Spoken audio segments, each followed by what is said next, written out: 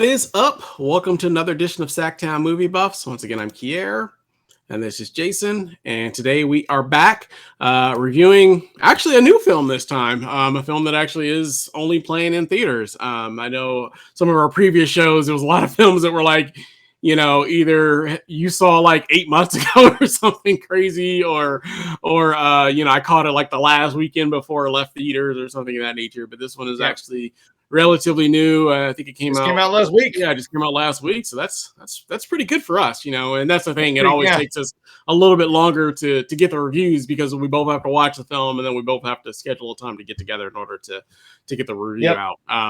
But I say, without further ado, I say we get right into it. The film that I'm actually referring to is Death on the Nile.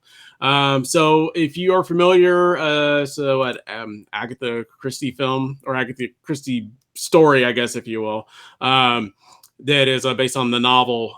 So the previous film was it Murder on the Orient Express? Which is centers around the detective Hercule Poirot, played by Kenneth Branagh. Is that right? Branagh. Yeah. So basically, as you know, he's basically a world-renowned detective, like French detective, set from like the 1920s, 30s. He's older detective. In this film, he's actually invited onto basically a boat after like a wedding party on a boat that's like basically sailing down the Nile River, which is, the cinematography is phenomenal, of course, because they're visiting all of the ancient ruins and things of that nature. I'm sure it's a set, but but it still looks nice. And basically, it's got an all-star cast. Gal Gadot, Armie Hammer, who else is in there? Lethea Wright. It's got a bunch of people in here. What's the Russell Brand. So it's got an all-star cast, and it's basically just in a nutshell. It's basically like Clue. You know what I mean? That's basically what those films are.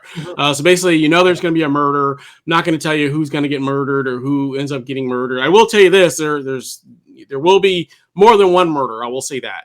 I'll leave it at that, but I won't tell you who's going to be, because it's like I said, it's a game of Clue. You have to figure out basically who the murderer is, and then you'll obviously, as you watch the story, you'll figure out who's getting murdered and that kind of stuff.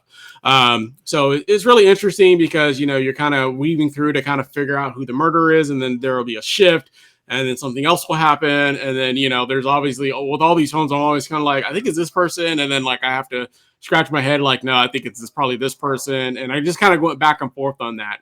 But in a nutshell, without going too much into depth and into detail, I liked it. I thought it was a good film. I enjoyed it. It's not perfect by any means. I can't say whether I like this one or the previous film better, because I haven't seen that one since it came out in theaters. So I'd have to rewatch that one again. I'm inclined to say this one's a little bit better in my opinion. It's not perfect. And like I said, it's kind of like watching Clue in my opinion. So it's got that same kind of storyline where you're kind of trying to figure out who did it, or what was the other one? Knives Out, that came out a couple of years ago. So kind of similar in that same kind of vein. But this was obviously set, in like the 1930s, somewhere around there. I think so. Yeah, somewhere in that neighborhood, anyways. Yeah. But what I liked about this one, probably more than the first one, if I had to pick anything, is they do give you a little bit more background on Hercule. So you learn a little bit more about his beginning before he became a detective, his time in the military and things of that nature in the service. So you do learn a little bit more about him, and kind of maybe explain a little bit why maybe he is the way that he is and that kind of stuff. So I did like that they took the time and the liberties to do that with his character. He's not like just this detective that she just shows up, out of the blue and starts figuring out this murder mystery or whatever the case may be. And then, so I did like that about it. But overall, like I said, I enjoyed it. I thought it was a good film, a good popcorn flip. Nothing riveting happens or anything like that. It's not like some amazing, film, but I enjoyed it. I thought it was fun. Like I said, it's definitely one that I don't know that I would buy necessarily, but I would definitely watch again. If it was on TV, I would for sure watch it again. What was your take, Jason? Yeah, I liked it too. Kind of, I think we've probably liked it about the same. Yeah. Liked it, love it. Yeah. I am a huge fan of murder mysteries. Hmm. So obviously I gravitate toward this kind of movie. I've never, I hate to admit I've never read any Agatha Christie, but from what I know of her, the movies that have been based off of her stories, I like what she's I I I'm picking up what she's putting down. Yeah, I mean, same. I mean, I'm picking Yeah, up what she's laying down. I'm right there with you, man. I'm right there with yeah, you. yeah.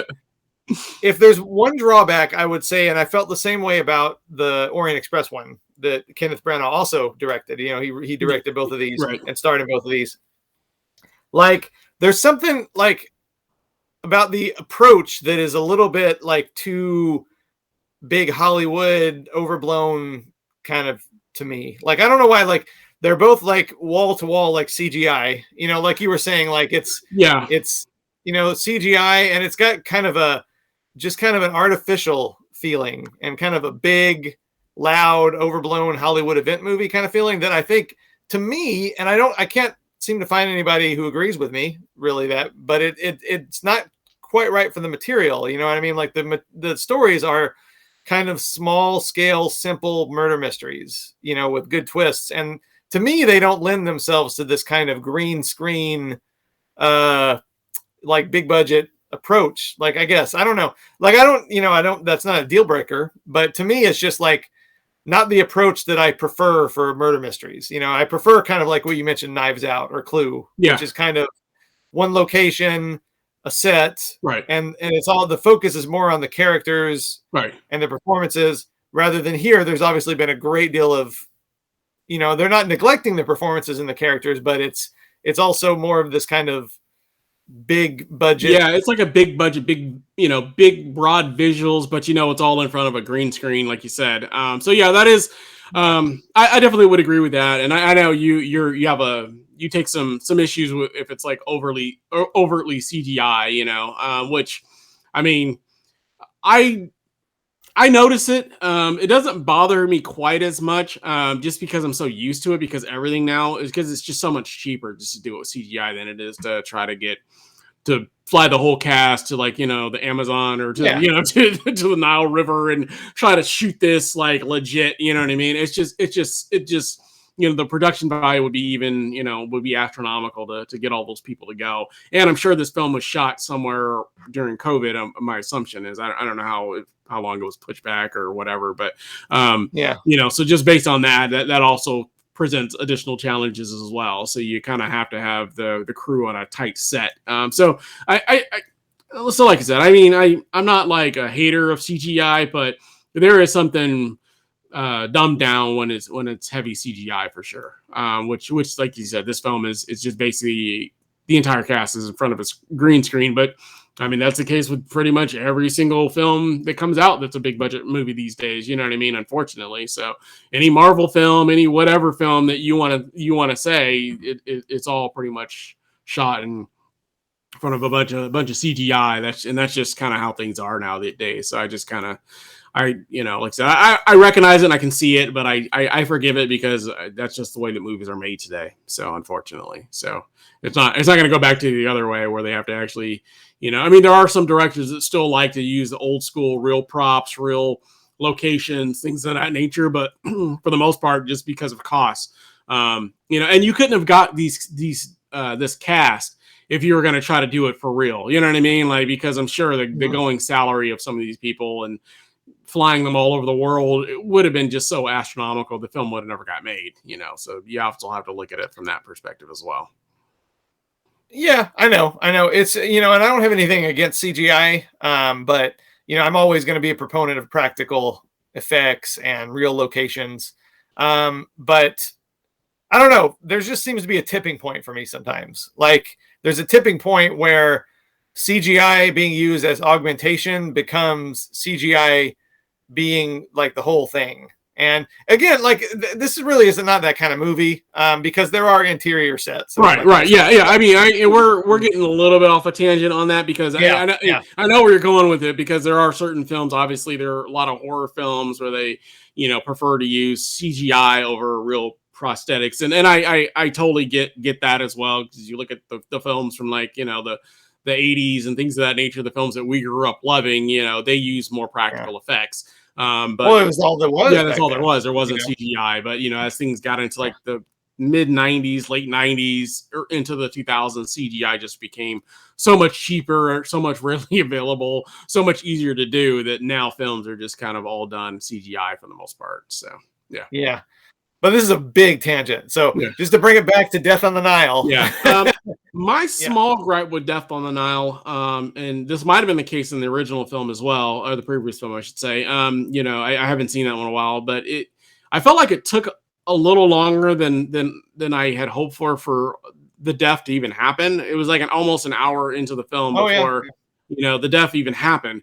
The film's titled Death on the Nile, but you have to wait over an hour before there's even a death. I felt like there was a little bit too much, because there's so many characters that they have to try to introduce. You know what I mean? I would have almost preferred them to have had the murder happen and then back it up to everything else. So at least you can kind of figure out the characters and do some sort of, character development while you're trying to figure out, but they try to introduce all these characters and all the major players before the death even happened. So I just kind of made it a little bit harder to, made it a little bit of a long film for me. So I felt like it was a little long just because it took so long with all the introduction. I'm not saying that character development is not necessary, but like I said, the film's called Death on the Nile, but you're almost 2/3 into the film before the death happens. So, and then things like just go quick right after that. You know what I mean? Then it's like boom, boom, boom, boom. You know what I mean? So, but I just felt like it took a little longer than my liking before there actually was an actual death. That's my only small gripe. So yeah. And it didn't bother me so much, but I see what you're saying. Yeah. And then one thing I wanted to mention that I did really like, and I would also agree that I like this one, I think, a little more than the other one, but I also haven't seen that one since 2016 or whenever it came out.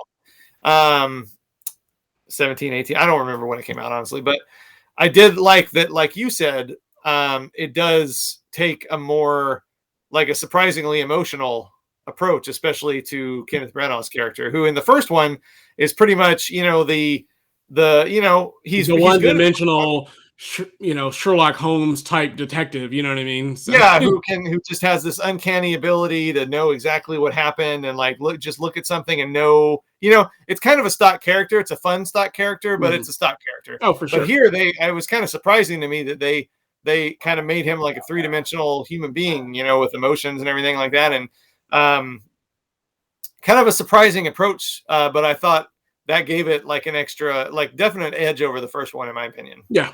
I'm good with that. Yeah, definitely, for sure. Yeah. Cool. Anything else you want to add about Death on the Nile? No. Well, great. All right. Well, I say without further ado, what is your overall grade and face you would give this one?